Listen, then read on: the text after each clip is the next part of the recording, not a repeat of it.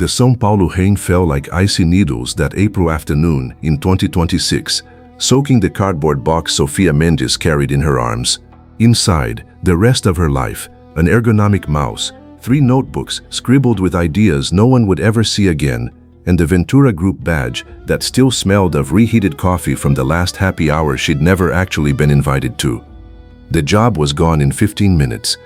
A public resignation in front of the entire open plan office, with Alexandre Ventura looking at her as if she were a bug in the system that needed to be deleted.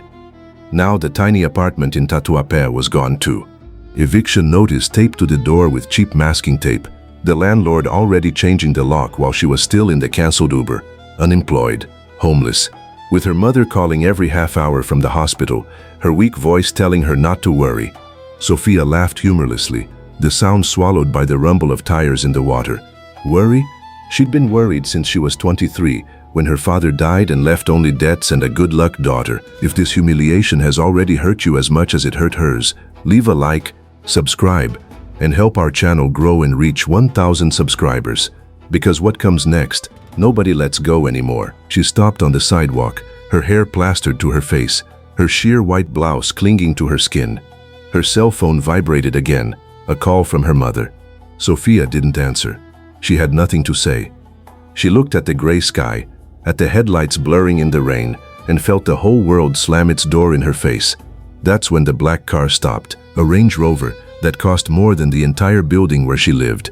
The back door opened slowly. Alexandre Ventura came down. His black suit was impeccable despite the rain, his white shirt open at the top button, his hair combed back as if the storm dared not touch him, cold green eyes, a mouth that seemed never to truly smile. The CEO who had signed her resignation with the same pen he used to sign billion-dollar contracts. He stopped 2 meters away, looking at the wet box, at her soaked shoes, at the trembling she was trying to hide.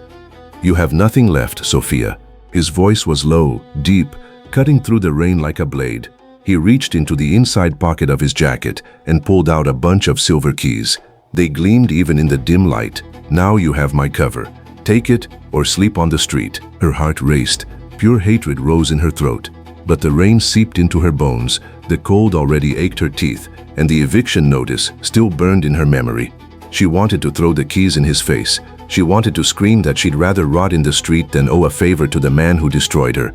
But the image of her mother in the hospital bed, the rent she didn't have, the resume that was now worth less than nothing, it all weighed more heavily. Her hand trembled as she picked up the keys. The metal was warm from his body. Alexander didn't smile. He merely tilted his head, as if marking his territory. "The car is waiting." She got in. The leather smelled of wealth and something dangerous. The door slammed shut. The Range Rover glided down the avenue, leaving behind the life she had known. She didn't know it yet, but she had just entered the cage. The penthouse was on the top floor of one of the tallest skyscrapers in Villa Olímpia. When the doors of the private elevator opened, Sofia felt the air change, cold, impersonal luxury, black marble floors reflecting the automatic lights, floor-to-ceiling windows overlooking the entire city, São Paulo, lit up, bright, cruel, a kitchen that looked like it came straight out of a magazine, a living room with a leather sofa that cost what she earned in 2 years, a master bedroom with a king-size bed that seemed to swallow the space. All his, all hers now, out of charity? She dropped the wet box on the floor. The water dripped, staining the marble. Great, let it stain. Alexandre appeared out of nowhere, without a jacket, shirt sleeves rolled up, forearms exposed, muscular, with a subtle tattoo running up his left wrist. He stopped 3 meters away, hands in his pockets, looking at her as if he already knew her every thought. "Rules," he said, his voice calm, almost bored. "You live here now. Don't go out without telling me. Don't bring anyone. Don't touch my things. The refrigerator is full. The guest room closet has clothes your size. Don't thank me. It's not a favor." Sofia laughed, a dry, sharp laugh. "You fired me in front of 200 people, Alexandre. You humiliated me. And now you want me to live in your penthouse like a pet?" she yelled. She grabbed the keys and threw them at him. The bunch hit his broad chest and fell to the floor with a clinking sound. He didn't move. He just took one step, then another, slowly, like someone hunting. "Do you think you have a choice, Sofia?" His voice dropped an octave. He moved forward until she recoiled, her back hitting the icy panoramic window. The cold glass pierced her wet blouse. His body stopped inches away. Heat radiated, the scent of expensive wood, coffee, and something masculine that made her stomach clench. He slowly raised his hand and rested his open palm beside her head against the window. Trapped. This isn't charity, this is possession, and you're going to learn to like it. His breath brushed against her ear, warm. His chest rose and fell too close. Sofia felt her body betray her, a shiver that wasn't from the cold. She hated herself for it. He suddenly stepped away, as if he had felt the same thing. He picked up the keys from the floor and placed them on the marble countertop. Sleep well, the rules continue tomorrow. He left. The lights in the room dimmed automatically, leaving only the glow of the city below. Sofia slid down the window to the floor, knees to her chest, her heart pounding so hard it hurt. She was inside, and the cage was luxurious. The first night was a silent hell. Sofia showered in the marble bathroom that felt like a spa, the hot water hitting her skin as if it could wash away the humiliation. She put on an oversized t-shirt she found in the closet. It smelled of him, damn it. She lay on the king-size bed and stared at the ceiling. Every noise from the city below seemed to whisper that she had sold her soul. Around 2 in the morning, she heard the penthouse door open. Footsteps, light but sure. Alexandre. He didn't come to her room. He just passed through the living room, opened the refrigerator, and grabbed a bottle of water. She got up slowly, barefoot on the cold marble, and went to the half-open door. His back was to him. Tight black t-shirt, low-waisted sweatpants, broad shoulders, a thin scar on his left shoulder that she had never seen at any meeting. He drank straight from the bottle, his throat churning, and turned. His eyes met hers in the dark. Can't sleep, stuck inside? The word came out softly, almost affectionately. Trapped. Sofia felt her stomach churn. Don't call me that. He took a step toward her. The space between them seemed to shrink. Why not? It's who you are now. The conflict escalated quickly. She crossed her arms, chin raised. I'm nothing to you. I'm leaving tomorrow. I'll find a couch at someone's house. Anything is better than this. Alexandre laughed, a short, humorless sound. He stopped on the other side of the granite island, his hands flat on the stone, his arm muscles tensed. Try it. The door is open. But when your mother calls tomorrow asking for the medicine you don't have the money to buy, remember that I control everything now. The words hit her like a slap. Sofia felt her eyes burn. Hatred, anger, and something worse, a sick desire for him to come closer. He circled the island, slowly. She didn't back away. His body stopped a hand's breadth away. Warmth, breath. His index finger rose and, without touching, traced the air along her chin, almost. You hate it, but your body, it already knows. His finger trailed down. It paused in midair, resting on her collarbone, exposed by her t-shirt. Sofia held her breath. Her skin burned where it almost touched. Her heart was pounding so hard he must have been able to hear it. He suddenly stepped back. He turned his back. Sleep, Sofia. Tomorrow you start paying the rent. His bedroom door closed with a soft click. She stood there, in the darkness of the kitchen, her body trembling, hatred and desire mixed in her blood like sweet poison. The cage had just locked, and she could already feel the collar. The following morning invaded the penthouse like a silent intruder. Sofia woke up with her body aching from a sleepless night, the Egyptian cotton sheet clinging to her sweaty skin. The digital clock on the bedside table showed 10:09. She sat up in the king-size bed, her hair disheveled, her eyes swollen with pent-up anger. The city below was already seething with traffic from the marginal highway, but inside, the silence was deafening. A luxurious cage, a voluntary prisoner. She put on the same oversized t-shirt from the night before and left the room barefoot, her feet cold on the marble. The smell of fresh coffee and toasted bread filled her nostrils even before she reached the kitchen. Alexandre was there, in a full suit, dark gray tie, his hair still damp from the shower. He poured 2 cups as if it were the most normal thing in the world. Good morning, prisoner. Did you sleep well in my bed? His deep voice cut through the air. Sofia stopped in the doorway of the kitchen, arms crossed over her chest, chin raised.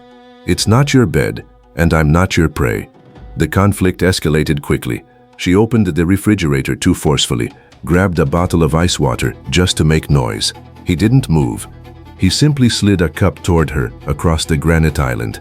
Black coffee, no sugar, just like you drink it at the office. I know everything, Sofia. She laughed bitterly. You fired me, Alexandre. Of course you know. What else do you know? My bank account number, my bra size. He circled the island. Slowly, a new routine settling in like an invisible current. His body stopped too close as she drank the water in short sips. He reached out and adjusted the collar of her t-shirt, his finger brushing against the skin of her collarbone for a second. Warm, intentional. You're staying here today. I had your laptop brought from the old office. It's in the living room. Look for a job if you want, but don't leave without telling me. His finger moved down an inch. She felt the trail burn. Her body betrayed her. A shiver ran up her spine. Sofia took a step back, her hip hitting the counter. I don't need your permission for anything. He smiled slightly, for the first time. A smile that didn't reach his eyes. Try going out. The doorman has orders. He grabbed his jacket from the back of the chair and left without looking back. The door to the private elevator closed with a soft hum. Sofia was left alone in the kitchen, her cup untouched, her heart pounding. His routine had already established its territory, and she felt the leash slowly tightening. The afternoon dragged on like slow torture. Sofia tried to work on her new laptop, the same model she used at Ventura, only more expensive. Resumes sent, cold emails, but each click reminded her that he was paying for all of that. At 6 o'clock, the door opened again. Alexandre returned, tie loosened, eyes tired from closing 2 eight-figure contracts. He took off his jacket, threw it on the sofa, and went straight to the bar. Wine? She was on the balcony, a cold wind hitting her face, the city lights coming on below. I don't drink with the man who destroyed me. He poured 2 glasses anyway. He approached from behind, his body blocking the wind. His scent, wood, leather, the weariness of the day, enveloped her. Do you still think it was a random dismissal, Sofia? His voice was lower, almost hoarse. She turned, glass in hand, chest rising quickly. Yes. You cut me off like I was trash, in front of everyone. A verbal confrontation erupted. She stepped forward, pointing her finger at his broad chest. I was good at what I did, better than half your shitty team, and you humiliated me. Alexandre didn't back down. His glass clinked softly against hers. The red wine swirled. You were too good, and I don't tolerate distractions. His gaze dropped to her mouth. A second. Enough. The air between them heated up. Sofia felt desire rise like poison, mixed with the hatred that still burned. He raised his glass and drank, his throat churning. Then he stepped away, but the warmth lingered. Dinner is being delivered. Eat, and stop staring at the door like you want to run away. She stood on the balcony, the wine untouched, her body throbbing where he had almost touched her. The argument had ignited something neither of them could extinguish. Night fell heavily on the penthouse. Sofia decided to use the apartment's private gym to vent her anger. Treadmill, weights, sweat dripping. She ran as if she could escape from a cage. The wall mirror reflected her body. Short gym shorts he'd left in the closet, a tight top, hair pulled back high, breathing heavily. The gym door opened.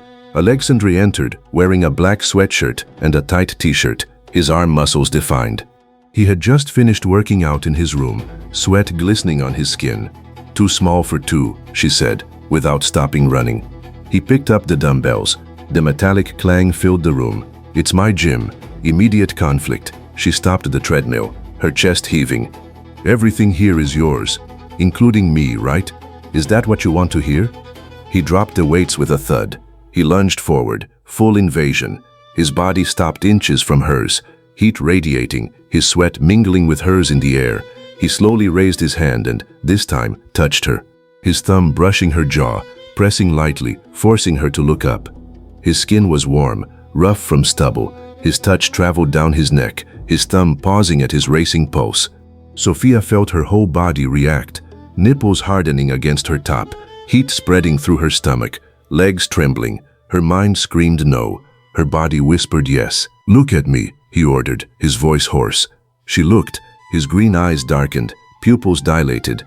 His hand moved lower, palm open on her sternum, feeling her racing heart. Firm pressure, possessive. Your body already knows who owns it, Sofia.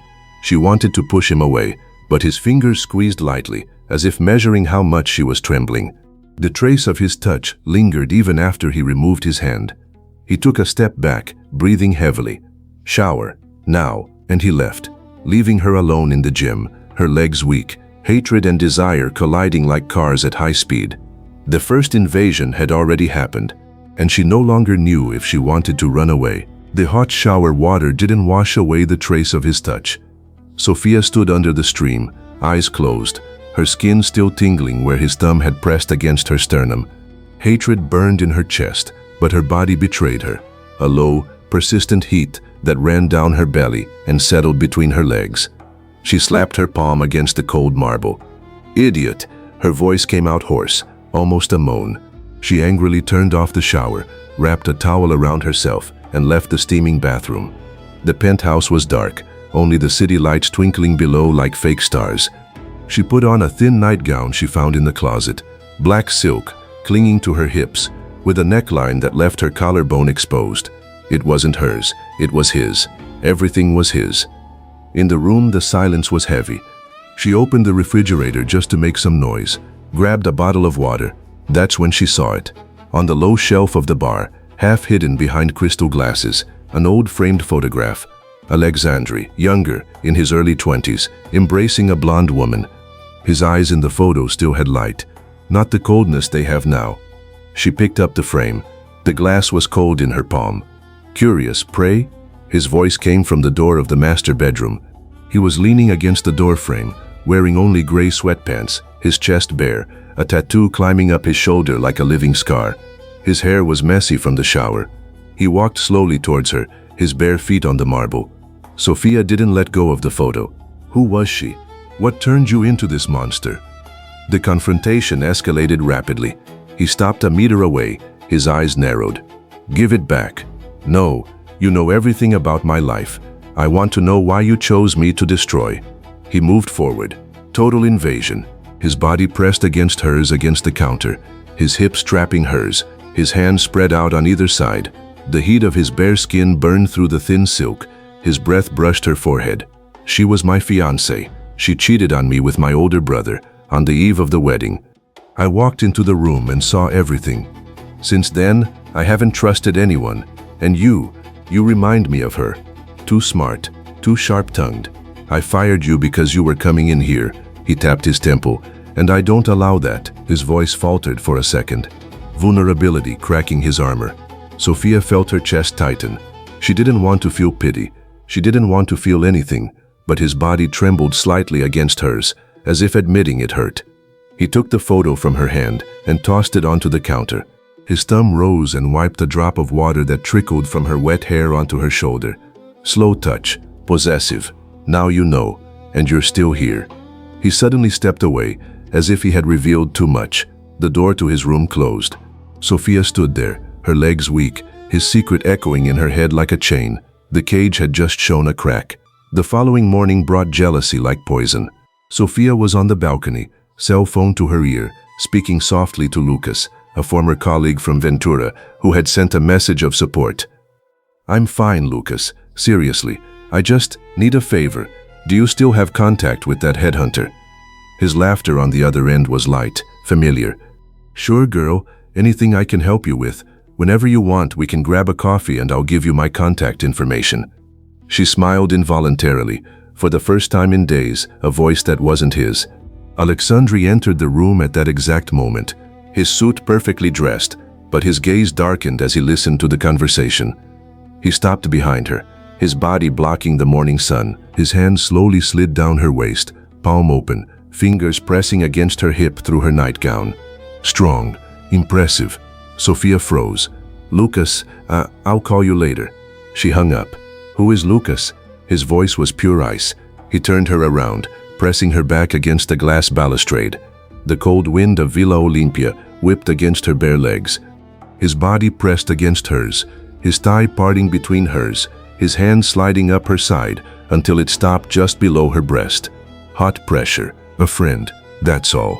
A friend doesn't call you kitten. His thumb brushed the curve of her breast through the silk, intentional. Her nipple hardened instantly. Sofia bit her lip to keep from moaning. "You are not my owner." He chuckled softly, a dangerous sound. "Yes, I am. And today you're going to learn that." He lowered his head and gently bit her earlobe, his teeth scraping, his warm tongue following the trail. His hand slid down, squeezing her buttocks tightly, pulling her against the erection that was already pressing against his pants. Her body reacted, warm moisture between her legs, her knees buckling. "Nobody touches what's mine, Sofia, not even with words." He suddenly stepped away, leaving her breathless against the glass. He grabbed his jacket and headed for the elevator. "Stay home and delete his number." The door closed. Sofia slid to the balcony floor, her breath short, hatred and desire mixed in her blood. He had marked his territory, and she could already feel the leash tightening. The afternoon brought the final crack.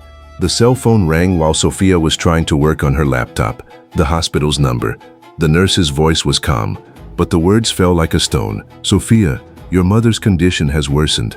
We need an urgent examination." But the health insurance company, she didn't hear the rest. The phone slipped from her hand. Hot tears streamed down her face without warning. She curled up on the sofa, knees to her chest, silent sobs shaking her whole body. The strength she had held on to for days finally cracked. No job, no money, no way out, only the gilded cage. Alexandra arrived early. The door opened and he stopped when he saw her there, hair disheveled, face puffy, nightgown crumpled. Something changed in his gaze. His usual coldness wavered. He dropped the briefcase on the floor, took off his jacket, and knelt in front of her. For the first time, the predator lowered himself. His large hands cupped her face, his thumbs gently wiping away her tears with a delicacy that belied the man holding her captive. "What happened?" His voice came out hoarse, almost human. Sofia tried to push his hands away, but she didn't have the strength. "My mother, she needs a test that I can't afford. And it's all your fault. You took everything from me." The words came out between sobs. He didn't back down. On the contrary, he pulled her onto his lap there on the floor, his strong arms enveloping her completely. His chest was warm, his heart beating strongly against her ear. He stroked her tear-wet hair, kissing the top of her head without saying anything. For a second, the predator disappeared. Only a man remained, holding the woman he himself had broken. "I'll pay for everything," he murmured against her hair. "But you're not leaving here, ever." Sofia cried harder, her body pressed against his. Her vulnerability had destabilized the monster. And for the first time, he felt the floor of his own cage tremble. The night after she cried in his arms was the last straw. Sofia woke up with her body still marked by his embrace.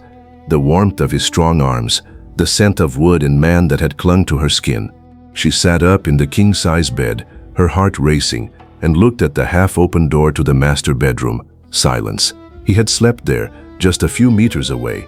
The vulnerability he had shown the night before had cracked something inside her, but her wounded pride screamed louder.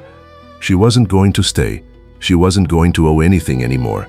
She got up slowly, barefoot on the cold marble, and put on the first clothes she found in the closet. Skinny jeans, a simple black blouse, sneakers. She grabbed the small backpack she'd brought from her old apartment, stuffed in her laptop, charger, and some spare change from her wallet. Her cell phone vibrated, a message from the nurse confirming that her mother's exam had already been paid for, courtesy of Alexandre Ventura. She felt her stomach churn with anger mixed with a morbid gratitude. "That's enough," she whispered to herself. The penthouse door opened with a soft click. The private elevator descended directly into the underground garage. She ran between the luxury cars, her heart in her mouth, a light rain pattering on her face as she exited the ramp. The air in Villa Olympia smelled of wet asphalt and freedom. She called an Uber with the little credit she had left, destination anywhere far away. But the black Range Rover appeared before the car arrived, headlights cutting through the night like predator eyes. Alexandre got out, shirt open at the chest, sweatpants, hair tousled as if he'd woken up to the doorman's alert. He didn't shout. He just walked towards her, long strides, his hand closing on her wrist like a flesh and blood handcuff. "You're not going anywhere." The deep voice vibrated in her chest. Sofia tried to pull her arm away, her whole body trembling with fury and something worse. "Let me go. I'm not your property." The confrontation erupted in the empty garage. He pressed her against the side of the car, their bodies pressed together, his thigh parting between her legs. His free hand gripped her chin, forcing her to look up. Darkened green eyes, pupils dilated with rage and desire. Yes, you are. And if you try to run away again, I'll lock you in here until you learn your lesson. His thumb brushed her lower lip, pressing lightly, feeling the tremor. Her body betrayed her, heat rising in her belly, dampness between her thighs. He felt it. He smiled slyly, dangerously. Your body already knows. He threw her into the back of the Range Rover like a package. The door slammed shut. The car rolled back up to the roof. She was captured again, and the click of the cage sounded louder than ever. The following morning brought the heavy silence of someone who knows they've lost the battle. Sofia sat at the kitchen island, her coffee untouched, her eyes red with sleep and anger. Alexandre prepared eggs in the pan, his shirt sleeves rolled up, his forearms marked with veins. He hadn't slept. His eyes bore dark circles that didn't match the impeccable billionaire image. He slid the plate in front of her. Come. She didn't touch it. Why did you really fire me, Alexandre? It wasn't because of performance. I was the best on the team. Her voice was low, but sharp. He stopped on the other side of the island, hands flat on the granite, body leaning forward. Because you looked at me as if you could see inside me. A verbal conflict cut through the air. He turned around, stopping behind her, his hands resting on the counter on either side of her body, holding her without touching. The warmth of his chest radiated onto her back. Every day at the 10 o'clock meeting, you'd come in with that look. Intelligent, challenging, as if you knew I wasn't just a cold CEO. You distracted me, and I don't allow distractions. His breath brushed the nape of her neck. Sofia felt a shiver run down her spine. So you destroyed my life because I made you feel something. He chuckled softly, a hoarse sound.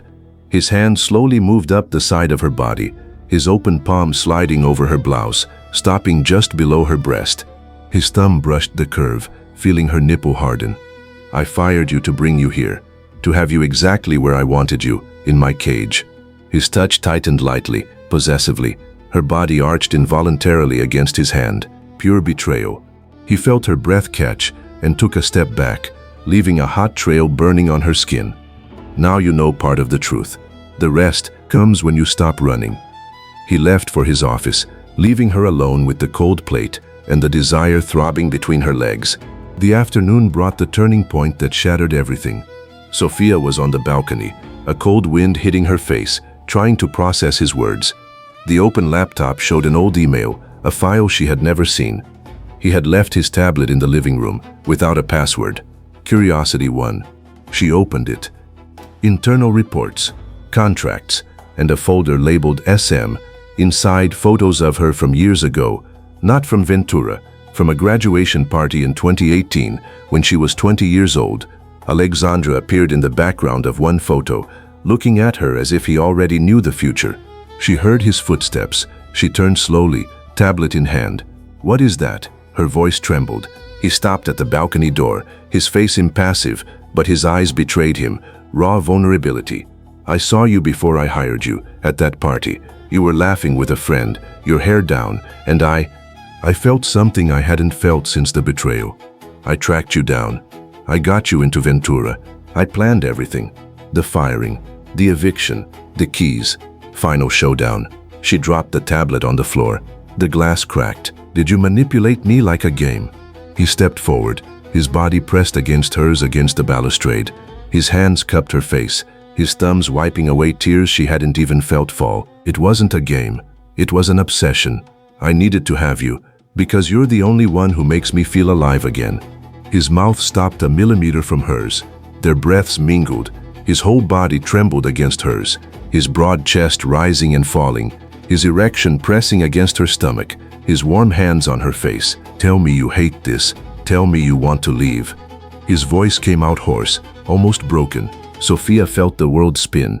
The past that connected them was greater than hatred, greater than possession. He kissed her. It wasn't gentle. It was hunger, tongue invading, teeth scraping her lower lip, his whole body pressing her against the cold glass. She moaned against his mouth, hands rising to his hair, pulling hard. The turnaround had happened, and surrender was just a step away. His mouth took hers as if taking possession of something that had always been his. The kiss wasn't gentle. It was weeks' worth of pent-up hunger, teeth scraping her lower lip, tongue invading deep, large hands holding her face as if it might shatter if she let go. Sofia moaned against his mouth, nails digging into his hair, pulling him closer. The cold glass of the balustrade pressed against her back, his hot, hard body pressed against her. The city below flickered, oblivious to what was happening on the top floor. He effortlessly lifted her into his arms, her legs wrapping around his waist, and carried her inside. The master bedroom door slammed shut behind them. The king-size bed swallowed them both. Alexandre laid her down slowly, but his gaze was pure predator, shirt open, broad chest rising quickly.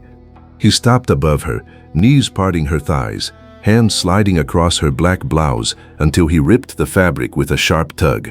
Her bra flew off, skin against skin, his heat burned. "Look at me," he ordered, his voice hoarse, almost broken. "I want to see when you stop pretending you don't want this." His fingers traced the curve of her breasts, his thumbs circling her already hard nipples, squeezing lightly until she arched her body. Sofia bit her lip, but a moan escaped. Her body betrayed everything. He lowered his mouth, his hot tongue licking the valley between her breasts, sucking one nipple forcefully while his hand slid down her stomach, unbuttoning her jeans. The zipper slowly slid down, fingers finding her pleasure point. She arched her back, her body trembling, her nails digging into his broad shoulders. He didn't stop. He removed the rest of her clothes with precise movements, then his own pants.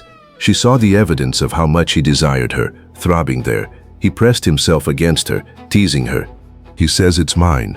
Sofia looked into his green eyes, hatred mixed with something that burned deeper. "I hate you," she whispered, but her legs spread wider. He started slowly, with gentle movements. He stopped, forehead pressed against hers, their breaths mingling. "Lie to me again." And he began to move with a deep rhythm, the room filled with wet sounds, skin against skin, moans she couldn't hold back. He held her wrists above her head, his body completely covering hers, possessing, marking. Each thrust was a promise. "You're not leaving anymore." Pleasure came like a crashing wave. He followed soon after, a hoarse groan, his whole body trembling as he filled her. They both fell onto the bed, sweaty, intertwined. He didn't let go of her. He simply turned them both onto their sides, his strong arm around her waist, his nose buried in her wet hair. In the silence that followed, he kissed her shoulder, his voice low. "Now you know. There's no going back." Sofia closed her eyes, body surrendered, soul trapped. The night had happened, and the collar had turned into a gold chain. Morning arrived with the sun streaming through the panoramic windows, but the peace was short-lived. Sofia woke up with her body aching in a good way, purple marks on her hips, his scent clinging to her skin. Alexandre slept beside her, his heavy arm resting on her, as if even in his sleep he feared she would run away. She tried to move. He woke instantly, his green eyes alert. "Good morning, my love," he murmured, pulling her back, his mouth moving down to her neck, biting lightly. His cell phone vibrated on the small table. He ignored it, but it vibrated again and again. Sofia felt his body tense. He picked up the device, read the screen, and his face hardened. Shit, it was the Ventura Group board. A story had leaked. Billionaire CEO shelters fired ex-employee in his own penthouse. Nepotism or something more. Blurred photos of the garage, the private elevator. Someone had spoken. His empire was under threat of internal investigation.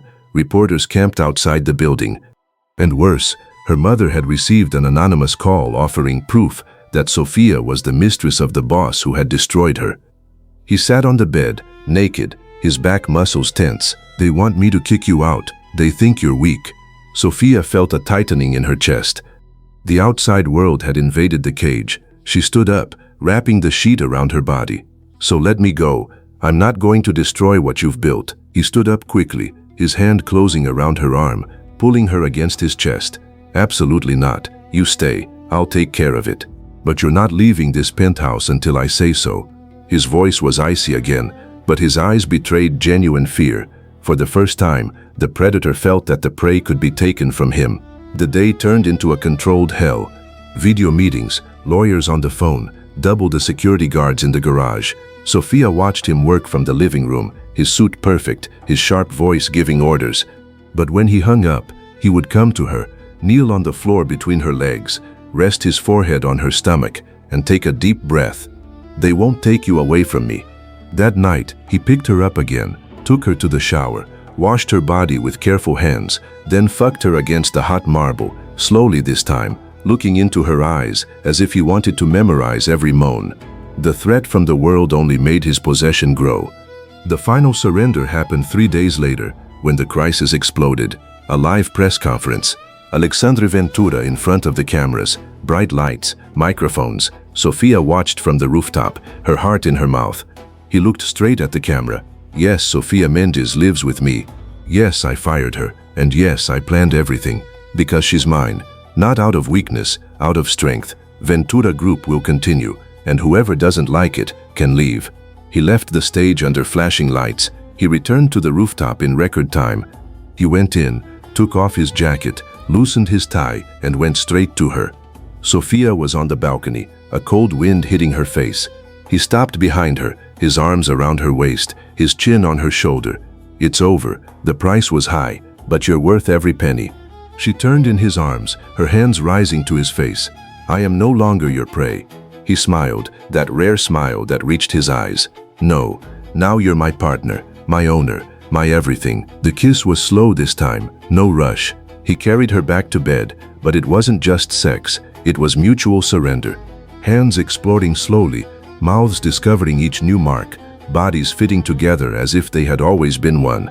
When they climaxed together, eyes open, he whispered against her mouth, "Stay, forever." Sofia responded with her whole body, nails digging into his back, legs tightening around his waist. I'll stay, but the leash now belongs to both of us. The cage had become home. Predator and prey had become equals, and the high price was worth every second. If you enjoyed this story, help our channel grow. Like and subscribe now, so as not to lose the next forbidden obsession.